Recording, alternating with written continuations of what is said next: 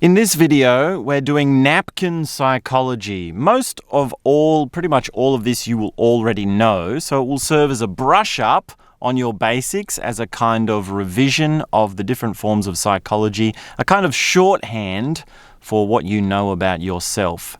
Psychology in this form is great for understanding yourself, personal development, understanding where meaning is created, motivational psychology, motivating yourself, and understanding what life is and what a human being is. So we can begin over here with spiral dynamics. We've got beige, undifferentiated, purple, the family structure, red, the passion meme, blue, the rules-based paradigm, orange is science and rationality. Green is the pluralistic and hippies hugging trees paradigm. And then we have the second tier leap, which is through breakthrough and transformation, and there's a discombobulation and a breaking down of previous belief structures, and then a reforming into second tier, which is yellow, multidimensional, multi-perspectival being, turquoise, systems or group flow systems, holistic vision, and coral, which is Godhead or infinity. You also see that there's this individual, collective swing that happens throughout it.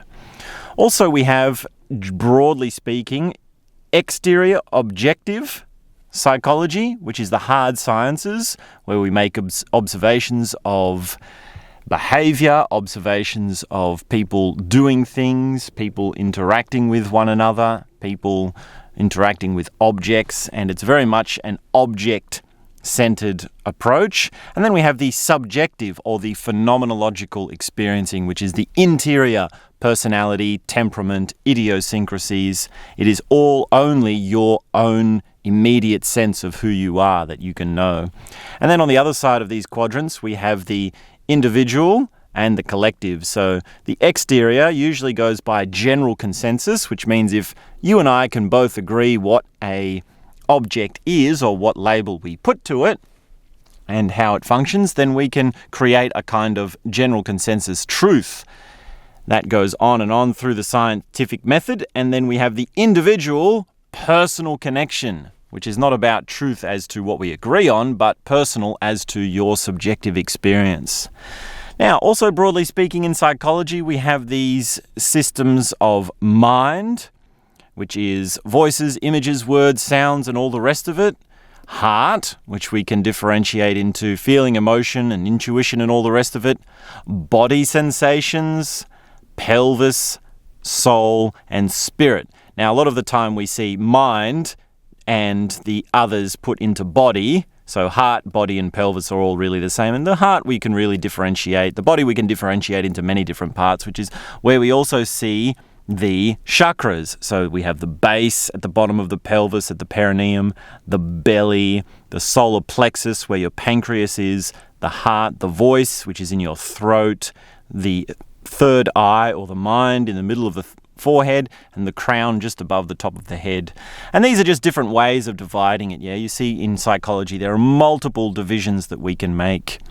Now, over here we also have our conditioning and some broad evolutionary ways of looking at things. So your conditioning works in concentric circles, starting with the parents, going into the family, and then the tribe, and then the society, and then the nation, the world, and God, and then in the existential. In some systems, you actually see existential before God and God after, but that's really semantics. And you could see that any division you make is just going to be a different size to the concentric circles.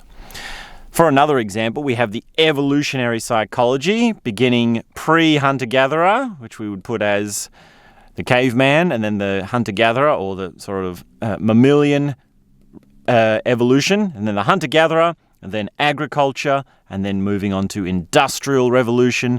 And now we're in the infotech, late-stage infotech phase of humanity, and there's going to be another one after that, of course. Another way of looking at that is just the physiosphere, which deals with physics, the biosphere, which deals with biology, the noosphere, which deals with mind and thought, and the theosphere, that deals with that which is beyond thought, or that which is God. Now, in terms of breaking down into personality, we have the Enneagram, which of course you remember, the reformer, the helper, the achiever, who wants to achieve things and do things and be successful, the individual, the romantic, very much feeling-centered, creative person, the investigator, the loyalist, the enthusiast, who is great at rallying causes, getting people to come up and get going, the challenger, who is the outspoken opposition, the contrarian, and the peacemaker, who is often deal brokering or sort of counseling between couples. Now, we also have awareness and perception down here. We've also got Maslow's hierarchy of needs, which I've put actually upside down, which is a bit different to what you might used to be seeing. And actually, you'll notice that on a lot of these systems, I've actually written them to go the other way. Normally, you see the base chakra starting at the base and then going up to the crown. Usually you see beige at the bottom because that's where it begins in childhood. That's where you begin as a baby, and then you grow into purple family and you grow older and older. Yes, but in all of these systems, we've actually done it the other way, just to keep you on your toes, just to make things different.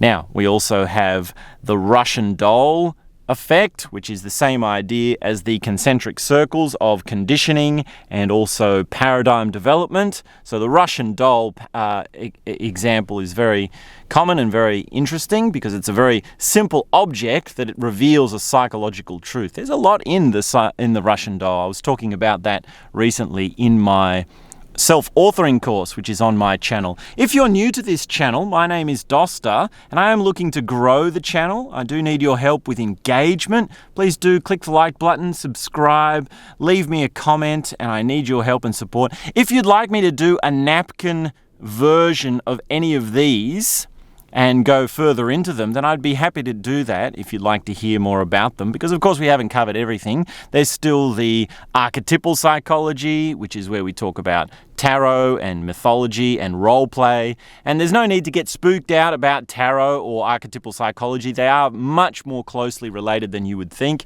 because all you're really doing is taking a character, just like an actor opens up a script for a movie, and the character in the script says, this person is, this height, this gender, works in this place, thinks these certain things, and there's a profile on the character. That's exactly the same as the mythology that we see in Greek philosophy and also the archetypal psychology, right? You open up the archetypal psychology and it says the mother has these qualities, or the joker has these qualities, and it's the same with the tarot has the different, death has these qualities, fear has these qualities, or the magician has these qualities. So it's really just very closely related. Now, we also have therapy, which we can break into broad types, which is talk therapy, group therapy, somatic experiencing therapy, or non-verbal therapy, and we have self-therapy or self-driven therapy, which then drives into meditation, crosses over into meditation, awareness techniques, awareness intensive, self-inquiry methods, and philosophy. Now, if you'd like me to break some of these down, because this is only a quick overview, let me know in the comments. We can talk about this some more. This is my channel where I share some of the things that have helped me, some of the things that I've found useful in my journey. I'm happy to share my story, tell personal stories about how these things have come up in my life. I would love to hear how they've come up in your life. Which of these resonates for you? Usually, people have their pet psychology, like they always go on and on about the Enneagram, or they go on and on about spiral dynamics, or they just love talking about God and religion and rationality. The new atheists and the religious people are still going at it to this day. People love their Ken Wilber interior, exterior. So everyone has their own pet one, their favorites. But here, it's much better if you could just sort of look at it all on the napkin. Just, you whip this up in a couple of minutes. There's nothing really so special about it. No need to be precious about it. Just enjoy it and think about it and think, wow, look, there's such an amazing thing to differentiate between mind and heart. differentiating voices and feelings. There's so much in that. And of course, this gets really interesting when you start jumping. Industrial revolution with heart feeling emotion, blue paradigm with society conditioning, physical needs with triangles as cognitive shapes, yeah? You could start to create this sort of dynamic web between them all. All right, that's all I've got time for, but I'd love to do more of this. If you want to know more about it, please let me know in the comments.